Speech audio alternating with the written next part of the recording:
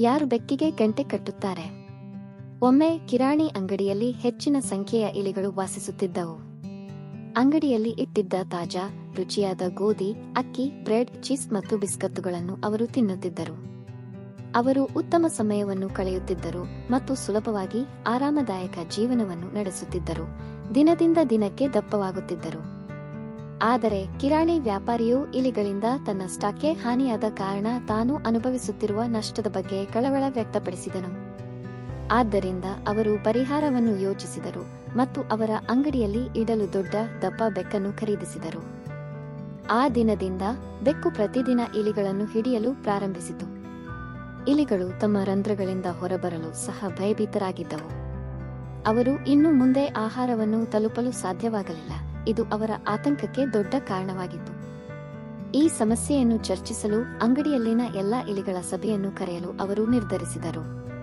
ಅವರು ಒಟ್ಟಿಗೆ ಸೇರಿ ಯೋಚಿಸಲು ಪ್ರಾರಂಭಿಸಿದರು. ಅವರಲ್ಲಿ ಒಬ್ಬರು ಕೊಬ್ಬಿನ ಬೆಕ್ಕನ್ನು ತೊಡೆದು ಹಾಕಬೇಕು ಎಂದು ಸಲಹೆ ನೀಡಿದರು. ಆದರೆ ಯಾರೂ ಹಾಗೆ ಮಾಡುವ ಮಾರ್ಗವನ್ನು ಯೋಚಿಸಲು ಸಾಧ್ಯವಿಲ್ಲ. ಆದ್ದರಿಂದ ಅವರು ಬೇರೆ ಮಾರ್ಗಗಳ ಬಗ್ಗೆ ಯೋಚಿಸುತ್ತಿದ್ದರು. ಅಂತಿಮವಾಗಿ ಒಂದು ಇಲಿ ಮಾತನಾಡಿತು, ನಾವು ಬೆಕ್ಕಿನ ಕುತ್ತಿಗೆಗೆ ಗಂಟೆಯನ್ನು ಕಟ್ಟಬೇಕು. ಆ ರೀತಿಯಲ್ಲಿ ಬೆಕ್ಕು ಹತ್ತಿರದಲ್ಲಿದ್ದಾಗ ಅಥವಾ ನಮ್ಮ ದಿಕ್ಕಿನಲ್ಲಿ ಬಂದಾಗ ಗಂಟೆ ಬಾರಿಸುವ ಮೂಲಕ ನಾವು ತಿಳಿದುಕೊಳ್ಳುತ್ತೇವೆ ಮತ್ತು ನಾವು ನಮ್ಮ ರಂಧ್ರಗಳಿಗೆ ಬೇಗನೆ ಓಡಬಹುದು. ಈ ಕಲ್ಪನೆಯನ್ನು ಇತರ ಇಲಿಗಳು ಹೆಚ್ಚು ಮೆಚ್ಚಿದವು. ಇದು ಅತ್ಯುತ್ತಮ ಯೋಜನೆ ಎಂದು ಅವರು ಭಾವಿಸಿದರು. ಅವರು ನೃತ್ಯ ಮತ್ತು ಸಂತೋಷದಿಂದ ಆಚರಿಸಲು ಪ್ರಾರಂಭಿಸಿದರು. ಆದರೆ ಅವರ ಆಚರಣೆಗಳು ಬಹಳ ಕಾಲ ಉಳಿಯಲಿಲ್ಲ.